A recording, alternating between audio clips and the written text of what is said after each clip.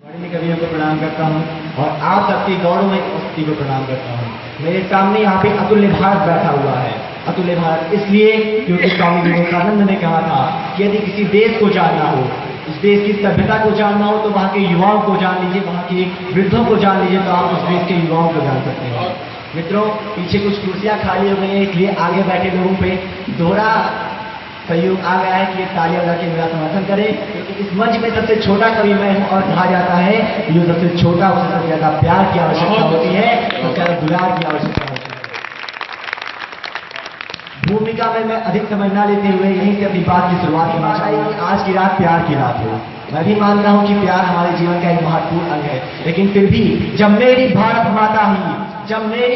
माता ही छत बिच्छत हो घायल हो, फिर कैसे मेरी कविताओं में बिंदिया कुमकुम पायल हो, फिर कैसे मेरी कविताओं में बिंदिया कुमकुम पायल हो। जब दुश्मन घात लगाए हो भारत माँ के घावों पर, जब दुश्मन घात लगाए हो भारत माँ के घावों पर, फिर मैं कैसे चुप बैठूं गांधी वाली राहों पर, फिर मैं कैसे चुप बैठूं गांधी वाली राहों पर।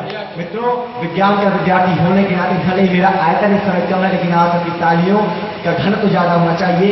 मैं अपनी बात की शुरुआत करता हूँ। मित्रों, ऑस्ट्रेलिया ने कहा था कि हमारा जो भारत देश है, इस भारत देश में क्वालिटी नहीं है, केवल क्वांटिटी है।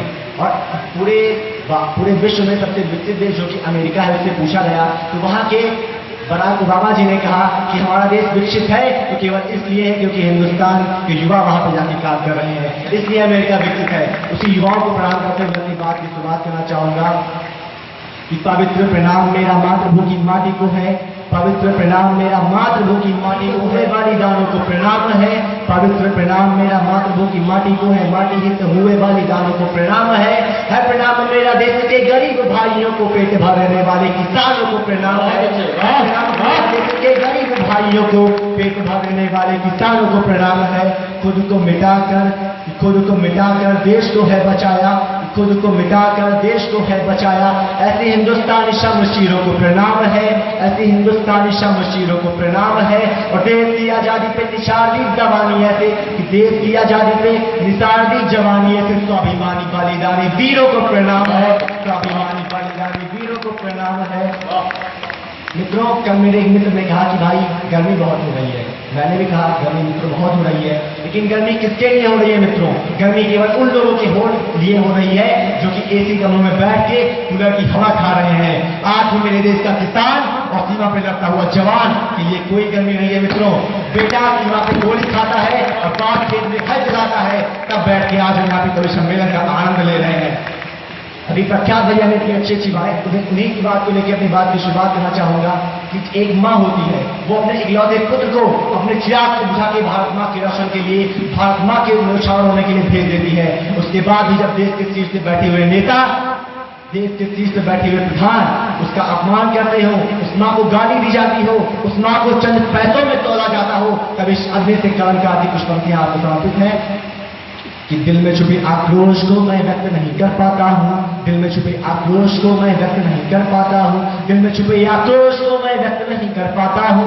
मैं शहीद के माओ की दर्द वेदना गाता हूँ, मैं शहीद की माओ की दर्द वेदना गाता हूँ। तुझसे समझौता कर मैंने गांधी को सम्मान दिया, तुझसे समझौता कर मैंने गांधी को सम्मान दिया।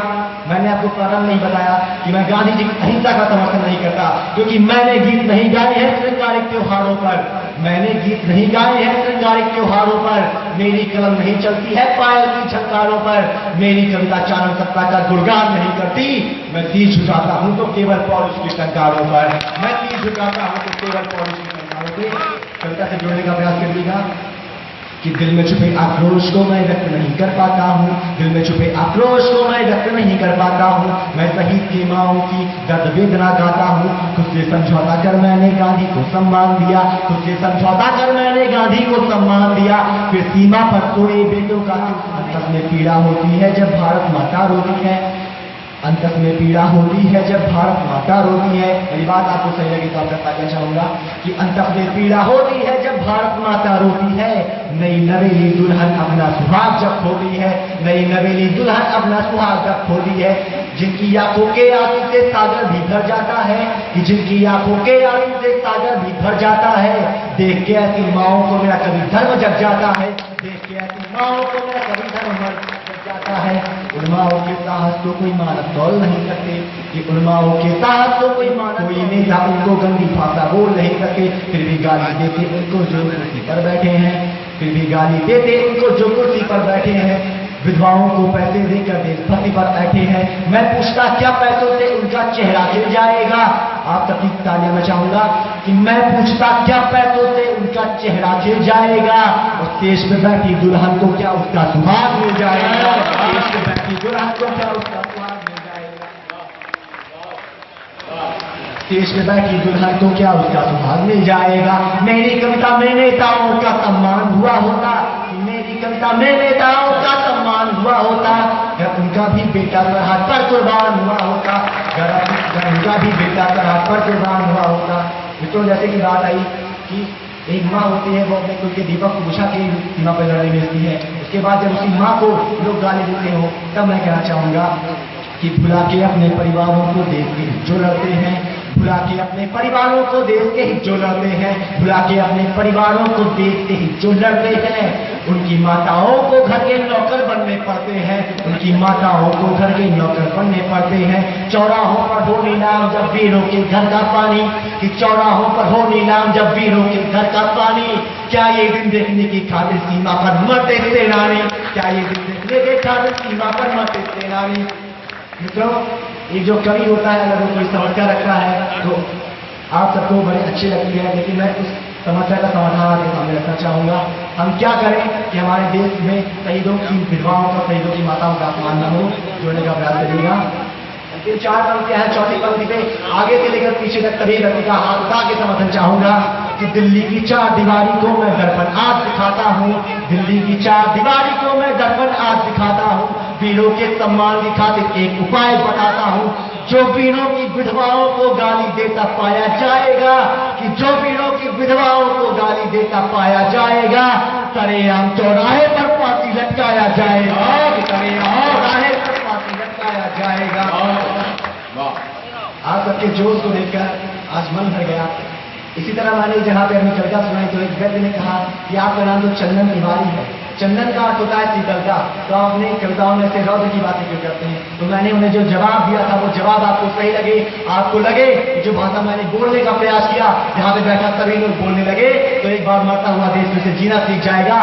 तो आगे से लेकर पीछे तक सबका समर्थन चाहूंगा कि अंतस में पीड़ा होती है जब भारत माता रोती है, अंतस में पीड़ा होती है जब भारत माता रोती है, गूंगी बहरी राजनीति तो केवल कांटे बोती है, और मेरे अंदर भी पटेल वाला रक्त खौलता है। इतिहास बदलने की खातिर दिनकर का वंश बोलता है, इतिहास बदलने की खातिर दिनकर का वंश बोलता है।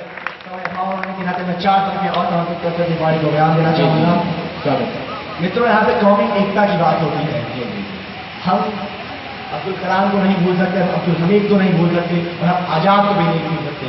जब इस देश में ऐसी बातें होने लगी, जब हिंदू मुस्लिम को आपस में लड़ाए जाने लगे, जब राम को रहीम को लेके विवाद उत्पन्न होने लगे, तब मैं कहना चाहूंगा कि आखिर हम क्या करें? हमारे देश में सभी दंगे खत्म हो जाए, हमारे देश में आपस में लड़ना बंद हो जाए, और हमारा देश एक बार फिर से शुरू बन जाए। चौथी पंक्ति में आपको लगे कि मैंने सही बात करने की कोशिश की है, तो मेरा नाम याद रखिएगा और मेरी अंतिम पंक्तियों को अपने दिल पे हस्ताक्षर कर लीजिएगा। स्वर्ग से महान स्वर्णिम धरा है यहाँ, स्वर्ग से महान स्वर्णिम धरा है यहाँ, इस माटी पे हमें अभिमान होना चाहिए। स्वर्ग से महान स्वर्णिम धरा है यहाँ, इस माटी पे हमें अभिमान होना चाहिए। मंदिर की आरती न हो अजान मस्जिद की, मंदिर की आरती न हो अजान मस्जिद की, कानों में भारती का यशगान होना चाहिए, कानों में भारती का यशगान होना चाहिए। अभी तालियां रोकिएगा चौथे पंक्ति के लिए कि मंदिर की आरती न हो अजान मस्जिद की, कानों में भारती का यशगान होना चाहिए। लड़ते रहे हम धर्म जात पात पर, 68 सालों का इतिहास याद करिएगा कि लड़ते रहे हम धर्म जात पात पर, अब आपस में द्वेष का निदान होना चाहिए। और राम होना हो भले ही हो रहीम न भले ही, राम होना हो भले ही हो रहीम न भले ही, सभी के दिलों में हिंदुस्तान होना चाहिए। जय हिंद, जय भारत, वंदे मातरम।